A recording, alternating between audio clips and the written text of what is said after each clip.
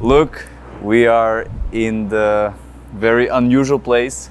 Today it's the first time I think I'm doing this interview in this kind of format, but for anyone, guys, we are safe, we are okay. It's just it just happened to be like this because when Luke comes to me to visit or we meet each other, we always think about something outside of the box. Yeah. And we thought about why would we not try to do something different setup?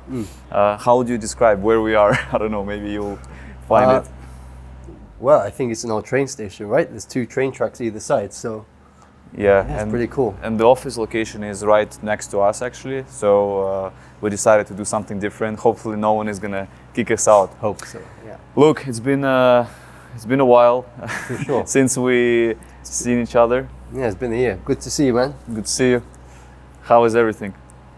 It's good, man. It's been a rocky year since I last saw you, but slowly steadying out, and things are looking good now. So just keep pushing every day. Yeah. Yeah, because you know, well, I met you in Russia. Actually, that was like back in the 2021, right? That's when you correct. visited. Yeah. And we traveled a bit as well. You went to different cities. We went together, and we discussed as well about the ideas. And then eventually we met each other. It was like a year ago, where I was like, okay, you need to try Fiverr because you were pretty long time with the Fiverr. Maybe not on the seller side, on the other side as well, on the buyer side, and also you've been involved in helping other sellers as well with their Fiverr account. Sure, yeah. So how did the Fiverr maybe is going right now, or how did it change for you, Jim? So, I mean, my Fiverr journey started 8 years ago now.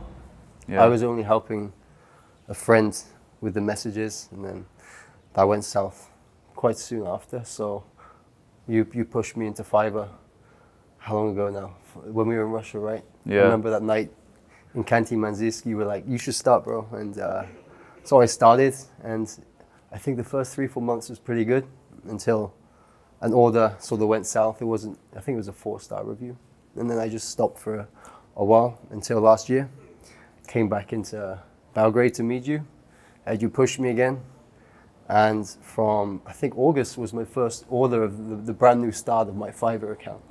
So from August till maybe November, it was pretty busy. It was pretty exciting. And I hit level 2 status, which was super exciting because I've never had level 2 status before. And what about now? What about now? Now, so since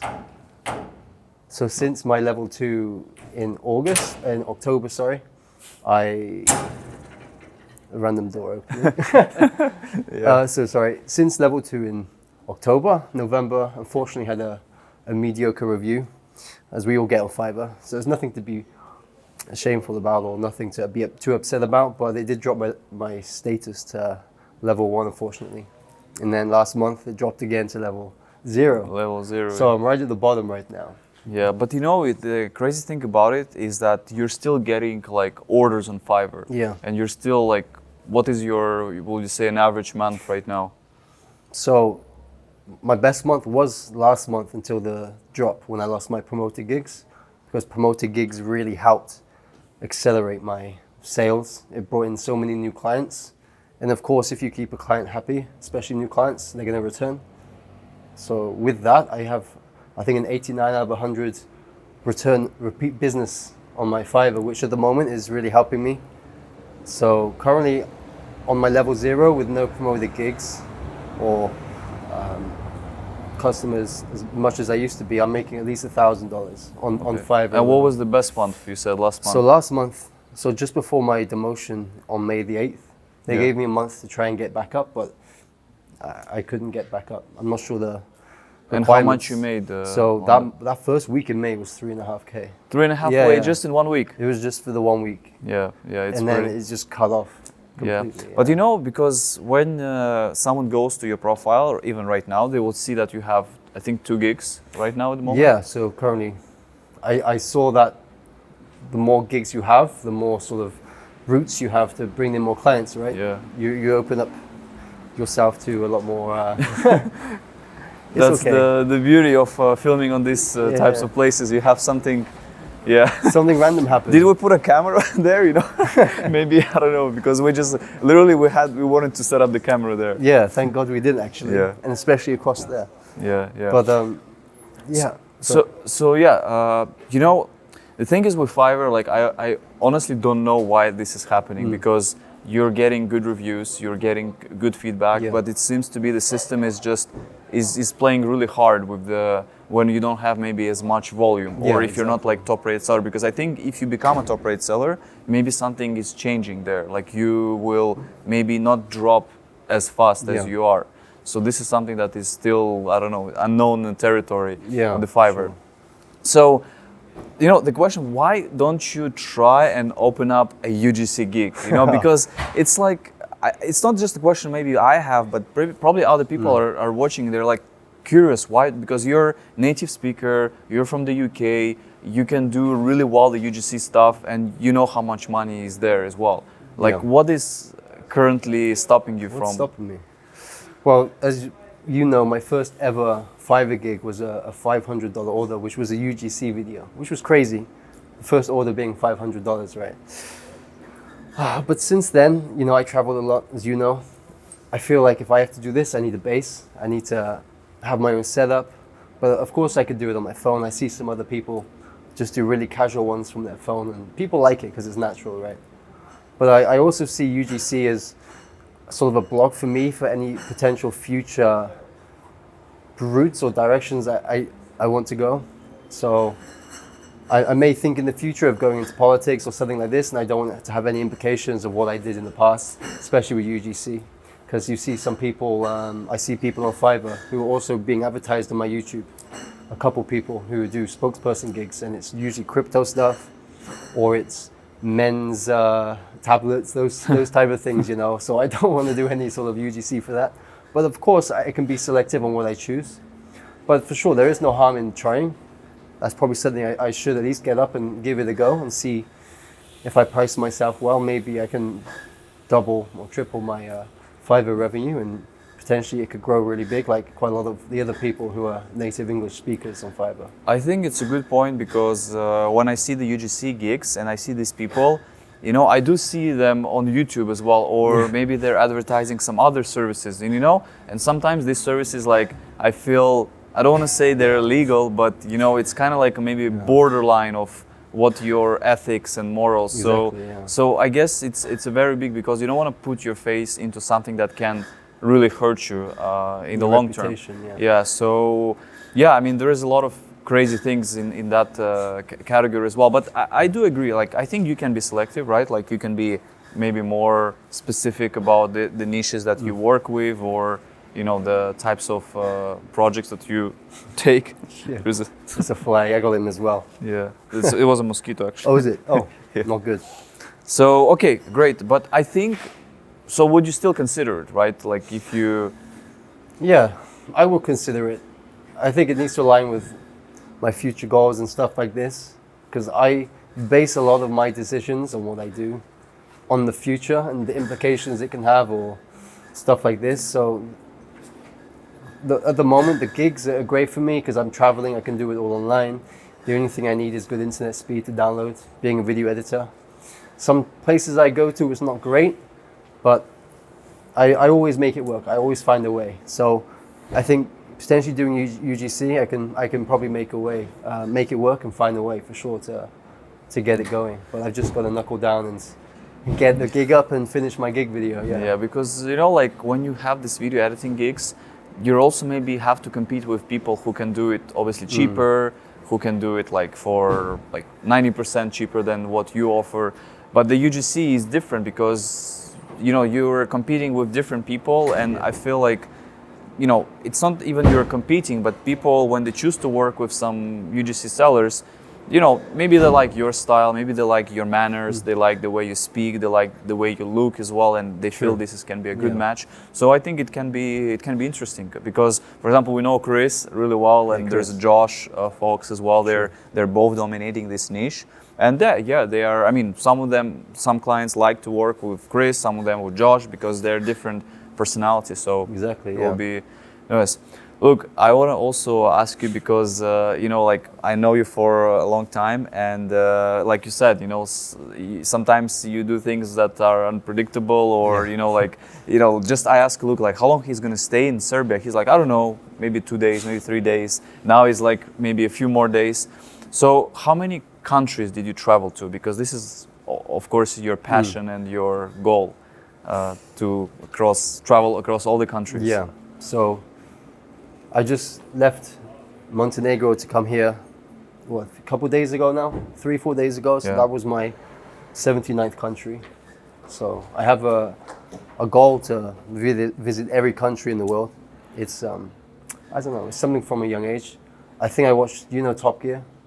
The British Top Gear, Jeremy Clarkson, No. Richard Hammond. Okay. I used to sit down with my dad on Sunday evenings and watch it on Okay. TV. They go in cars to different countries. They do road trips, and they also, I think there was a Vietnam special on where they went on bikes. I remember watching this as a kid, just looking at all these places, thinking, "Wow, it's amazing. The world is so beautiful. There's so many different things to explore and learn." And I think from that, it stems to me growing up wanting to travel as much as I can, and with working on Fiverr as well. It's a really good opportunity and time to travel, because like I said, you just need a decent internet connection, and you can deliver orders wherever you want. What is the most exciting country that you that you Exciting. went, or the most what was the most exciting that you were like, wow, I didn't know this actually existed even? So I believe it's different experience with who you're with. Sometimes I've traveled with my friends, and that's usually when I was a bit younger. We've all grown up more now. We've all sort of taken our own path. So we used to go and party in different countries and just explore the city. But recently I've been doing a lot of solo traveling. I went to Afghanistan recently. I went to Turkmenistan recently. I just try and go to weird and wonderful places. I mean, you don't really know the truth about the country until you go there, because you hear all in the media, you hear just the opinions of the people who are posting online and stuff. But when you go there and you experience it yourself, that's when you enjoy the most. And going back to your question, the country that I can never answer this question. It's very hard. Is it It's Afghanistan? very hard. No, Afghanistan, it was winter, so I didn't enjoy it as much as I think I could have, because the electricity one night was out and I had the coldest shower of my life. Yeah. But I mean, like Russia, I think Russia was definitely up there, one of the most enjoyable times I've had. I wouldn't have stayed 10 weeks if I hadn't enjoyed myself. And you being there as well, it really allowed me to explore the full country and go to places I wouldn't have probably seen if I was by myself. Yeah. Yeah, because you came to Russia, you're like, oh, maybe I'll stay 4 weeks, 3 Yeah. weeks, and it did turn out to be 3 months Crazy, of adventure. You went to across the whole country. You went to Vladivostok, which is like completely on the other side, and went to the other places as well in the middle of the Russia. So, and we went together to like Siberia, and you went to the coldest place on earth, Yakutsk. Yeah, crazy. Yeah, I met a guy out there as well. I stay in contact with. It's funny. I stay in contact with the Russian people more than anyone else.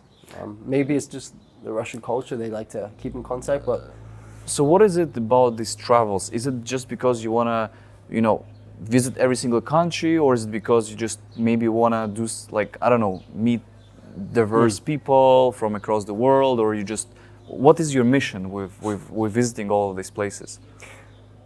So I think it changed a lot as I grew up. When I was a bit younger, it was just sort of a fun, enjoyable thing to do, and sort of bragging rights. I think you see a lot of that online on Instagram now, people country counting. So it's very popular because people can travel anywhere now.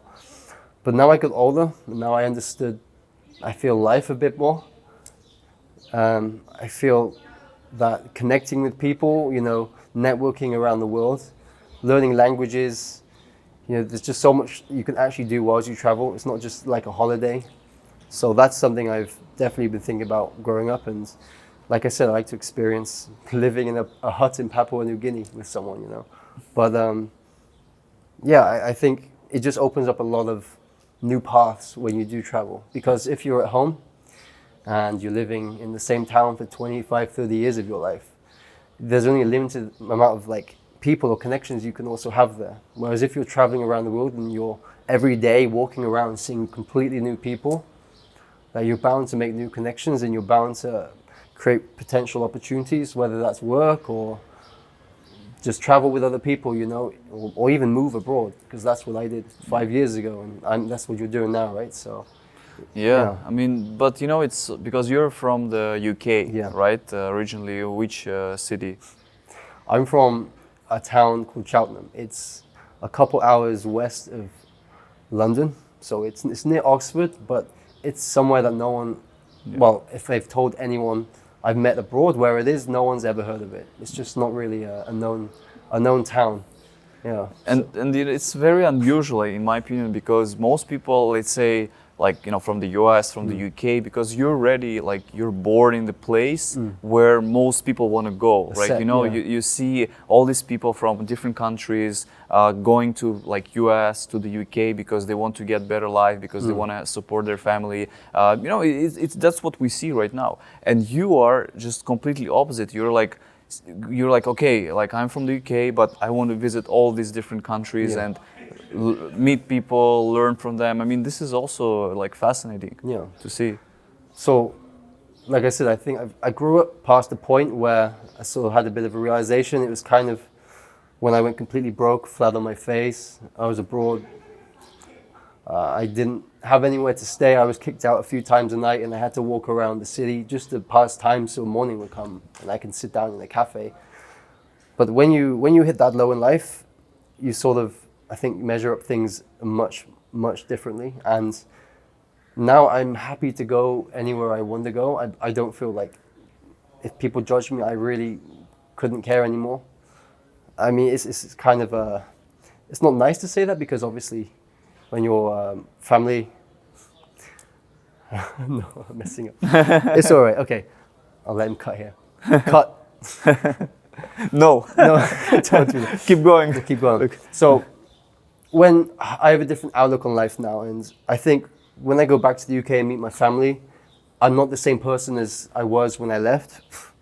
And I think they don't see that, because I'm the same boy as I was when I left, you know. Yeah, I can say, sorry to interrupt you, I can say personally, because I know you for many years, and I can say you really grew up, like, you know, I would say mentally, like you passed that next step, because when I first met you, I mean, yeah, you were like maybe you're still searching for something, like, is it for your, I don't know, goals or work or like, but now you kind of like, maybe you've been in different situations where you like, you know, you said you were broke, then you had money, you know, you were in those, like, you can really see those both sides, and you're like maybe thinking that, okay, you know, we live only once, we need to be able to explore, meet people. If something goes wrong, you can still figure things out. I mean, if you have your head in the right place, I don't think we live in this world with like technology, AI, people, and running businesses online, that especially you also have a strong background in like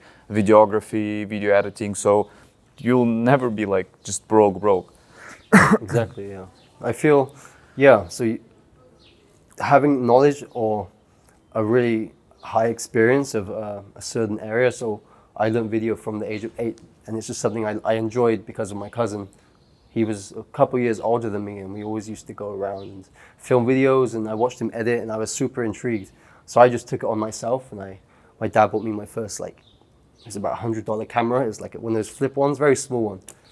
And I used to film videos with my old dog. I used to place it around, do scenes, you know. And I went to college, did some editing, mainly videography actually. So I improved my camera abilities at college. And since then, I just keep learning and developing. And like you said, when you do have experience or knowledge of something, it's hard to go back to the bottom, because there's always opportunity because you have that experience. Yeah. So when I see people want to make fast money online now, so sign up to my course in 6 months, we'll get you to this stage. You know, if that doesn't work out, you have nothing to fall back on. And I think it may take 3-4 years to learn something and become a much more an expert at it, but it's definitely worth the 3 to 4 years. And that's kind of like Fiverr Journey as well, right? You know, your Fiverr Journey, Yeah, You know, 8 years of ups and downs, but you have the experience and the knowledge of everything, and people now come to you and your YouTube channel, and some people even worship you now. Yeah, yeah, yeah, because I think it's also really interesting because when you travel to different places, you also meet people, and they can become a client for you. Like for example, if we were not met in Russia at that time, I don't know, I probably won't be using your services in for video editing, or because I'm also like referring. For example, if I know someone who is asking about video, I'll say, hey, there's a Luke, he can edit. Of course, then you can decide if you can help or not. But I think that's how it's been also working quite well. That like you're meeting people. If someone does a good job, you refer people, and that's how the whole thing works in business. Exactly. I think not many people take the risk to actually go out and try and find opportunities. I understand it's comfortable at home, and once you find a job, and you can be happy and have a family, and that's just what people want in life. But people don't actually understand or know about the other sort of paths or opportunities in life, which we've spoken about. And I would love to see a lot more people take that risk in life, because every time I go back to England, I don't see people taking risks. And of course, it's not my life, so they can do what they want, but I would just love to see a lot more people take risks. And I would like to see people like go out there, even if they fall flat on their face, they would realize, like, when they hit that stage, they'll realize what life is like, and they'll value everything so much differently. Like I did. That's what I think, but it's up to the individuals themselves to take that risk. Yeah, I mean, I think I was more riskier like a few years back than now. But by meeting you all the time, I'm like, okay, you still have to be riskier, and it's fun, Like in the end of the day, you can say, okay, this has failed, but then I learned from it, and then the other thing succeeded because I just learned from the failed experience. Well, it's not failed; it's just experience. We learn from the experience. Exactly. Look, I wanted to also ask you, because we talk about Fiverr, and of course our paths on Fiverr are different, but I'm happy to see that you're still, because my goal was to not try to get you back on Fiverr, but really for you to rethink about this whole Fiverr thing, because it can work well, but of course it can be also very stressful and unfair and challenging. But the other thing, what happened recently is that you told me like, okay, I want to outreach to clients directly, and I wanted, like you said it to me, and I said, okay, you can try, of course. I wanted still for you not to quit Fiverr, because it can change very fast. As soon as you become like level 1, you can use Fiverr ads, promoted gigs, and then you can get the traffic. But tell me what has happened to the direct clients, because you can say, how did you get the direct clients, because you have a few of them now. Yeah. So my first direct client, I started my new business back in end of November, start of December. It's basically a subscription service, so people pay monthly for videos, for reels, mainly reels for the social medias. So I start from like 12 videos a month all the way up to 90. Thankfully at the moment, because it's just a one-man team, I don't have anyone on 90 videos a month. That would be super hard to keep up with, but so I think I had someone reach out to my email. Was it email? I think, yeah, on my email. And I had a call with them one night. I think it was like 1 a.m. in Vietnam, I was away with my wife, and I was like, I've got to take this call. Even though it's 1 a.m., 2 a.m., I think, maybe 3 a.m. I was on the call until outside because my wife was sleeping and mosquitoes all around me, I had to take that call, and they're still with me today, this client. So they're great. They support me as well, which is awesome. And from then on, I've started doing some outreaching recently. So I got my first outreach client. So just cold emailing. I haven't been doing it too much because sometimes it can get super busy. You hear me say how busy I am, and I'm up until 4, 5 a.m. some nights. Every night. I don't know. I'm like, Luke, can you go to sleep at like 10, 11? Because he's in Thailand, I'm in Serbia. I'm texting him like at my time, which is like 9, 10, and it's like 3, 4 a.m. and he's still up editing. Yeah, well, that's one thing I like to do. I like to make sure that I meet deadlines with all my clients, make sure I meet their expectations, because like Fiverr, people come back, and they will always, they come back. Like 9 in every 10 clients every month or every 2 months on Fiverr come back and order my service again. So I knew that if I was doing that with every client, even my private clients, they'll be happy to pay again every month. And now, how many clients am I on now? I think I got 7 clients now, private clients. Nice. So I mean, is it just like cold email and referrals, or you're doing something else? So emailing, referrals as well. So someone referred me, one of my clients referred me to someone else. They they networked at an event. I think he told me he liked someone's social media videos. Where did you get them? Then he referred me. So opportunities come from many different places. Like networking, it gets you all these opportunities as well. So it's crazy. 6 months in, 7 clients, and of course, it's nothing stable. I'm sure it will dip sometime. Maybe I could lose all my clients one day. You never know. But as long as I'm working hard, working till 5 a.m. every day, 7 days a week, I do like to take rests.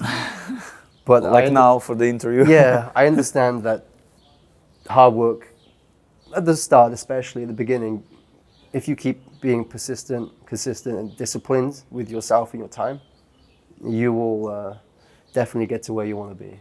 And especially, I think your environment as well dictates who you will be in life. Yeah, and I think it's absolutely true, because that one call that you're like, oh, I don't want to do it, or you take it, and because this reminds me when I was in 2020, when I was like, I had a downside with Fiverr, I had to start something different, because for me, when it was a downside, I was like, okay, the Fiverr chapter has finished, I need to do something else, and I used my Instagram as the way of like outreaching to clients. And I remember I outreached to client, and I got this music label. It's like an agency, and they just like did one trial with one of the artists, and then like, oh, you're doing amazing, let's do another one, let's do another one. So at one point in 2 months, this client was bringing like 3 to 4K just from working with their clients that they have.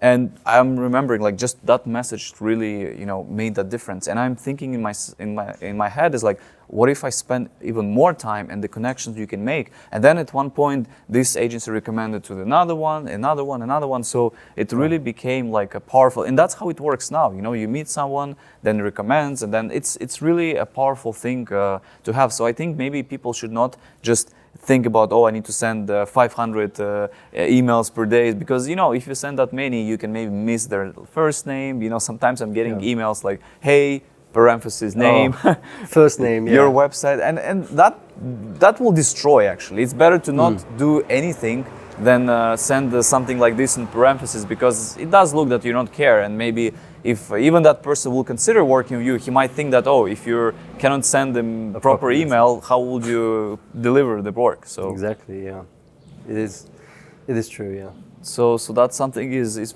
fascinating. So what is your next plan? Look, I want to see you being active on Instagram, because I like to talk, when you're coming, especially that, Luke is coming, he traveled 80 countries plus, now 80, right? That's pretty much 80, it will be. So, but I open your Instagram and I'm like, I see that Belgrade post, I'm like, people think that you've been now in Belgrade, but this was a year ago. So what is happening with your social media? What are your plans with your personal brand? So the plan is at the moment, so I have the budget to hire an editor. If there's any good editors who are thinking or want to try editing, and just give me a message, I'm sure. Where is the best to message you? Probably Instagram or my email. So it will be on my Instagram, just hit contact. But we will leave the Instagram in the description. So it's just having the time that I can then start building my personal brand. So at the moment, I'm working with someone. He's the first outreach client I mentioned to you about. So we're working on my personal brand at the moment. And I just need a bit more time, so then I can start building it, because at the moment I'm editing so many videos, it's quite hard to juggle everything, especially when you travel as well. That's another thing to juggle, travel days, So there's that, and for sure, it's about consistency. I did start to post my travel reels back in February. I think I managed 24 in a row. And I actually started to see the results. My subscribers were slowly going up on YouTube. But then I think I went to Turkmenistan, and internet is impossible there. And I just never got back into it. So that's my fault. It's entirely on me. But that was definitely working out. But I just need to be consistent for sure with posting and creating content. And I will get there. Yeah. Yeah, it takes time because for me it's the same. Like I've been very busy as well with like another project that I'm running. By the way, if you're a Fiverr seller, link in description for you to try it out, the platform. But it's true because I feel the same. Like once you maybe miss 1 week of posting, it's really hard to get back. Like it's really like almost sometimes impossible. So I think I'm sure you will find, because now you hear me speak, you know, maybe other people are telling you as well about it, and because you have a really big potential. I feel like you have, you know, every time even I show a video of you speaking to someone, and even people can go and check Luke's content, you have something like good, meaningful, that is really like stuck in the head, and you start to think about your thoughts. So I do believe, I know we talked about that, what is your niche, are you talking about this, are you talking about that, but I think you should just do it, you know, consistency. As long as you're consistent, then you'll be able to pivot, and you'll be like, oh, okay, I can do this, I can do that, I can talk about travels, I can talk about client or business or something. So, but getting there is very, very important. It's about starting, right? Actually starting and continuing. That's the hard thing. I think so much, and I have so many ideas that I just get confused in my own head sometimes. Does that make sense? I don't know if you ever have that. Yes, that feeling. I know about you that. I know because you always like, oh, should I try this? Should I try that? Yeah. But it happens to me as well. But then I'm like, I wait a little bit and I see if this idea if I'm still excited about it. If not, then I just, you know, move on. If I'm still excited, then I do it. The same I did with this platform. Like I was using it, I'm using it, the freelance hustle at AI, and then it's like, I think it's good. You know, of course, not everyone's gonna like it and it's gonna match, but I personally have motivation. So that's why I decided. The same with the YouTube. You know, I do like to do these interviews. Of course, I would love, you know, to get more exposure, but it takes time. You know, I don't mind. That's not my goal. My goal is to just have a good conversation. Yeah. Hopefully, if there is like maybe 100 views, maybe like one of the views, like someone will watch it and be like, okay, this really helped me, and Luke was great, and he gave me motivation. That's my goal, just to, you know, maybe transform that one person life or decision. So, but yeah, we are always overcomplicate things, For sure. unfortunately. I think it's when you're a bit creative in your head, those things do happen. Yeah, but I think, like I said earlier, your environment, who you're hanging around with or who you speak to, it really does determine where you will go in life. Like I left the UK, go to Thailand, you know, and I make new friends in Thailand. And when you take a step back, like I used to party quite a bit in Thailand and, you know, drink every night because it was fun, and that's when I felt my life had no direction, or I just couldn't make up my mind, and then, you know, full flat out broke, and then that's when I think I needed direction, and then that's when I sort of figured it out. But then I realized, I took a step back and I realized some of the people that I was around were making me do the wrong things, not making me, but influencing me to do the wrong things, because they were giving me decisions to go out with them for the night, you know, instead of me choosing to focus on myself. Because I think everyone that we see on TV or everyone that we see in the media, you don't see their true story, their full story, and they 100% focused on themselves for many years. They haven't, what's the word, been influenced by other people to go out on nights out with other friends or something like this. But it's all about the hard work behind the scenes, and that's what I've been doing, and I'm sure keep going for another 5-10 more years, I'll get to somewhere where I want to be. Long time. It was a long time away. Yeah. Yeah. I mean, there are no shortcuts, you know, Exactly. like even if there's no course to, you know, for you to like skip all of this experience and just be like at that top. You have to, like you said, experience it. You have to make mistakes. You have to fail again, you know, because for me it's the same. Like, you know, some decisions I made were like maybe not like right or correct, but I still, you know, I thought it was right at that time, and I made them, and then eventually I learned from them. But now, you know, I kind of can see and I can reflect back, you know, what was happening that time. So I think it's necessary as well. And the biggest thing you have is the experience. Exactly. Is, you know, you can definitely, if someone, let's say, watching now and thinks like, oh, I can do the edits, and I can do that. Yes, I mean, you can, but then eventually you'll start to overcomplicate things, and you'll have to, you know, I mean, sometimes the path is clear, but we make things complicated. So, and then it becomes like a roller coaster. So, so yeah, keep it simple, but also try as much as you can. So like this, you don't regret in the future. Like, oh, I should have done other things, but like this, you can try and test it and see what's good for yourself. Exactly. Yeah. So look, what would you, since we've been talking about this, like what would you say someone who is watching this and like, okay, I want to do maybe video editing or videography, or because you also have experience with not only videography, like with other industries as well. What would you suggest for someone to just go out there and you know, gain that freedom? What they should do, you know, in your opinion? For videography or video editing in specific? For in general, like even maybe just getting jobs out there, or getting like being able to be free, make decisions they want, not be dependent on, you know, on something like you are, you know, you're free, you're going out there. What will they need to do? Let's say work-wise, like how they can, and mentally maybe. Yeah. So personally, I think making connections is definitely up there. When I look back at all my work or jobs, I've got pretty much all my work from probably speaking to someone. Like my first job was through my sister. What else? The one job actually I did get, eventually I must have applied for 150 jobs. Probably like everyone else, you sit at home, apply for a couple jobs that you like or you think you may be suitable for. And I had never had the university experience to apply for a videography job. And it must have been 120 applications after the Fiverr went down 7 years ago for my friend. Like it was mentally hard to take, so many people declining you, getting so many emails saying, we're sorry, you're not suitable for us. Kind of, you know, those type of emails.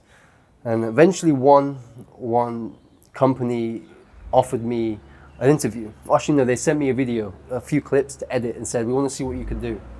I was like, perfect opportunity to show them what I can do. So I edited it, I sent it back, and they offered me an interview a week later. And this was my old job. I drove there a week, and I drove there for 1 hour and an hour back every day on my old job.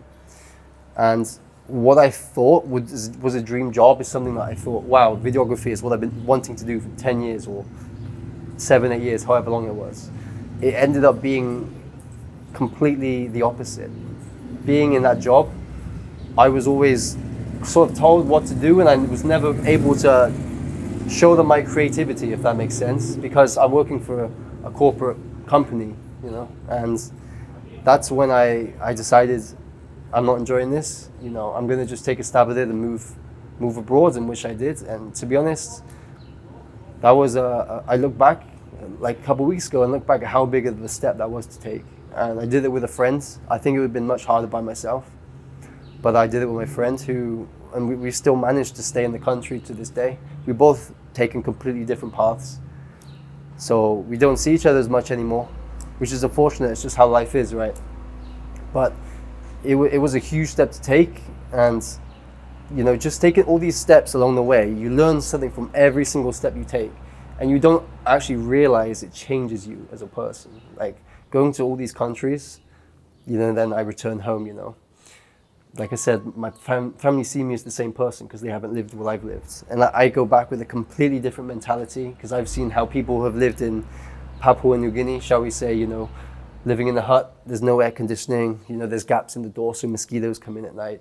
And I was living on a hardwood floor for a week. It was actually very enjoyable. It was a really good detox from society that we now live in, especially in the Western culture. But yeah, just network, connect with people, like just reach out to as many people as possible. And don't be afraid to actually leave the house and do it.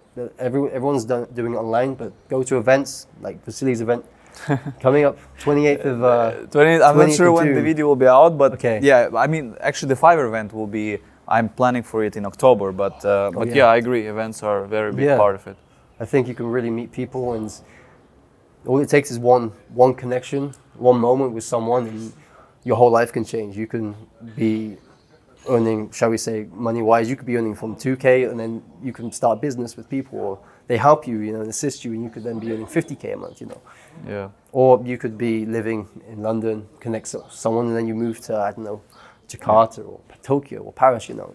There's so many opportunities. It's through other people. That's it. Yeah. Look, I think it was an incredible, honestly, speech. I don't know. I think you should be a motivation speaker. I don't know, like, because you really have something that kind of clicks in the head, you know. Especially when you were saying these things now, it does made an impact on me as well. Like it's making impact. It makes me reflect as well, because I also made that decision to change. Not, of course, like you going to, you know, across so many countries, but still, you know, we moved as well to another country and we changed as well, made decisions too. So, but it really clicks in my head, and I hope it also can help you guys as well if you're at any stage of your life to think about these things. And look, it's been a pleasure. I think, because it's, well, we can speak for hours, but I think it's nice to meet you after like you know, some time as well, and do some like a follow-ups discussions, because your journey is just like everything is keep building, keep exploring. So I feel people will find a lot of value, and hopefully we can do a catch-up recap in a few weeks maybe, or months. Yeah, that'll be good. Yeah, 100%. Yeah. Thank you for having me, Vasily. I've seen all your interviews, and eventually I'm on one. Yeah, and maybe you'll be working on on this one. We'll see. Because it's you, so you, unless you don't want, I don't know. I'll let that one for you. Nikolai takes it. But yeah, look, it's been a pleasure, and keep pushing. For sure. You too, man. Thank you. Thanks.